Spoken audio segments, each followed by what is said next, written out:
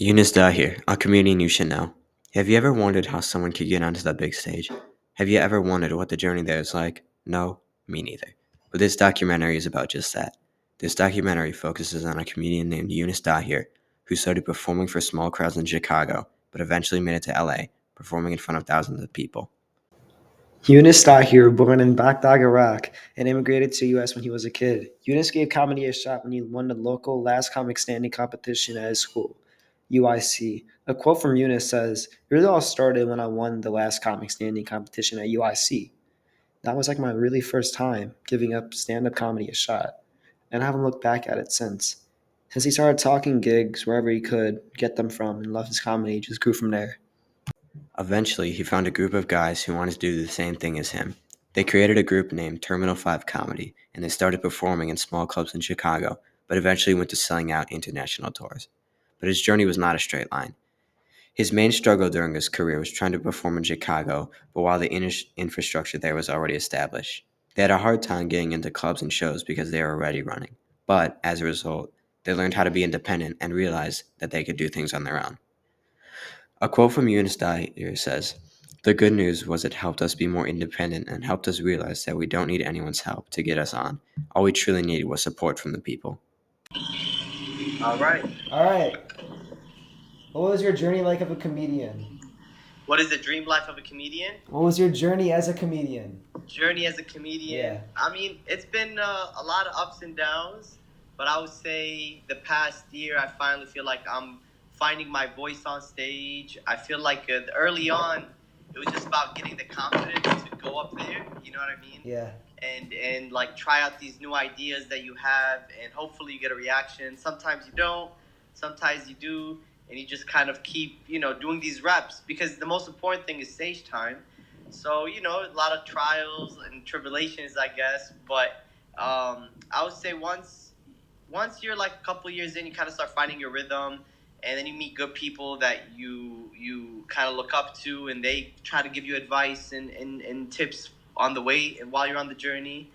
But it's been so far, it's just a lot of learning. I feel like that's most of it. You just constantly keep learning, constantly keep growing, and constantly trying to get better. That's the goal. Nice. Yeah. We know that you moved to Chicago. You moved from Chicago to LA. What was your Yeah. journey to LA from? How was it So then? it's been the first year was tough because you're adjusting and adapting to like a new culture, and I feel like there was also way more comedians in LA, and within all levels. Like you'll see somebody like Joe Coy or Kevin Hart on a random Tuesday, versus in Chicago when these guys are there. They're usually doing an arena show, but in LA, because all these comics up there, you kind of end up seeing more comedians that you love and look up to at the Comedy Store or at the Laugh Factory. And I was lucky enough to have experience, and I was 5 years in before I moved to LA. So when I finally got an opportunity while I was in there for like the first month, I was able to do the Laugh Factory, the Comedy Store, the Improv, all in the first month of me being there. So I had a unique experience compared to other people.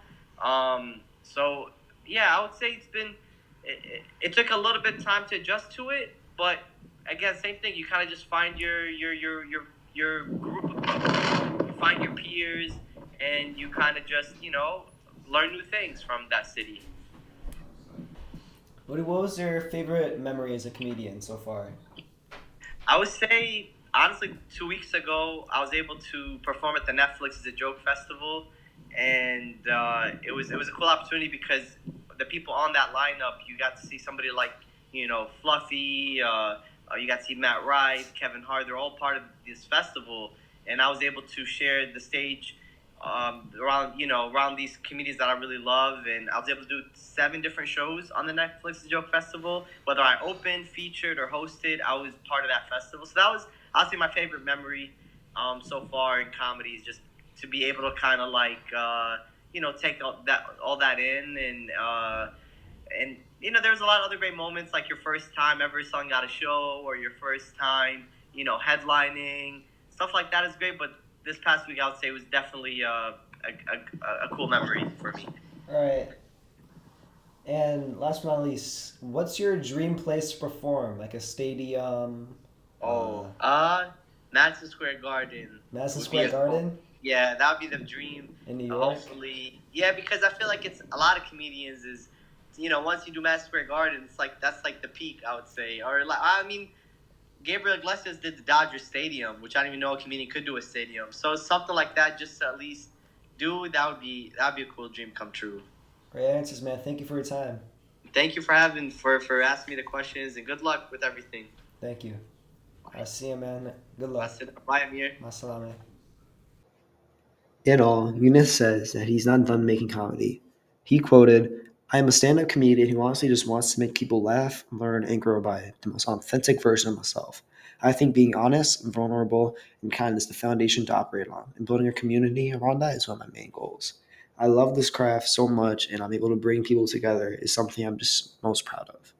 He says that just being his authentic self is something that no one else can compare to, and he hopes that he can keep creating comedy and making people laugh.